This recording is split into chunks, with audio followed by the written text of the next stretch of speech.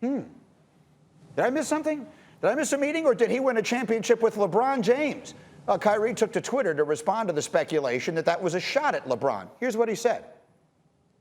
Why must it always be brother against brother? Why? If I'm addressing anyone, I'll say their name. Come on, y'all. Don't listen to the false narratives. Let people live their lives. JWill, you look frustrated. False narratives? You don't have to say his name. Who else are you referencing? Who else are you referencing? Look, I don't disagree with Kyrie's comments. Look, 5 seconds left to go in the game. I want the ball in Kyrie's hands, too. I hear that. But, the timing of him saying that while LeBron James is about to win his 4th NBA championship and be considered the greatest player of all time, it's just so poor.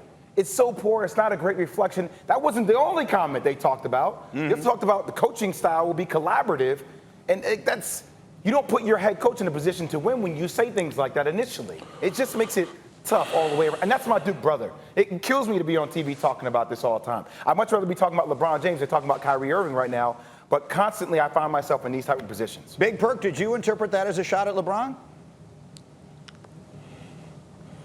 Absolutely, and he should have addressed it like the numbers on the house. Don't hide behind it, and don't try to make a video to cover up for it. The world knew that you was talking to LeBron James. LeBron James knew that. But you know what? It's LeBron's fault. Because my grandpa used to always tell me, hey, Perk, don't feed every suffering dog, every dog you see suffering, because some just need the strength to bite you. Before LeBron James went back to Cleveland, Kyrie Irving had a first-class ticket every single year to the lottery when he was a superstar. He had the lowest win percentage as a superstar when he was the head of the snake at 27%. And by the way, Greeny, forget JWill, forget that LeBron James is 12 for 23 and go ahead or game-winning buckets in the playoffs. It is flat-out disrespectful. Kyrie could have gave KD his flowers without putting that in there. We all know what kind of scorer that Kevin Durant is.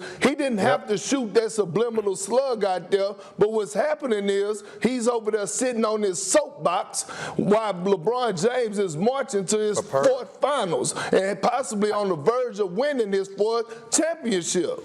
Perk, I do want to say that LeBron James did put a cap on it because out of nowhere, that comment that he had with AD about we don't have jealousy on this team. We're both on the same page. We don't try to need something from each other. That says everything you need to know about LeBron James responding back to Kyrie without mentioning Kyrie's name. Yeah, there's so many different little subplots in all of this. But to me, if there's one thing that I took out of this conversation that was most interesting, Kendrick, did your grandfather actually call you Perk? Was that what he, did your grandfather call you Perk? That to me would be the most interesting thing about this whole conversation.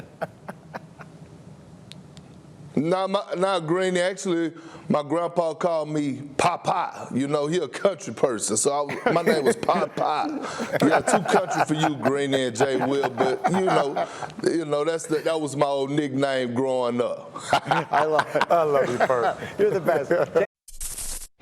Thank you for watching ESPN on YouTube. For live streaming sports and premium content, subscribe to ESPN+.